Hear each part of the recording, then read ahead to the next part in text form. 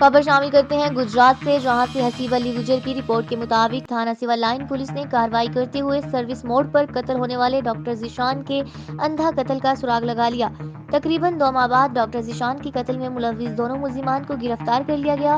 گرفتار ملزمان میں عرفان عرف مانا غلام عباس شامل ہیں۔ دوران تفتیش ملزمان نے اعتراف جرم کرتے ہوئے انکشاف کیا کہ دونوں ملزمان واردات کی نیت سے 2 دن پہلے چنگڑ کالونی گجرات اپنے جاننے والوں کے پاس آئے ہوئے تھے، جنہوں نے سول لائن کے علاقہ سروس موڑ پر ایک کار کھڑی دیکھی، جس سے انہوں نے گن پوائنٹ پر ڈکیتی کی کوشش کی۔ مزاحمت پر کار میں ڈرائیونگ سیٹ پر موجود ڈاکٹر ذیشان انور پر سیدھی فائرنگ کر دی اور موقع سے بذریعہ موٹر سائیکل فرار ہو گئے۔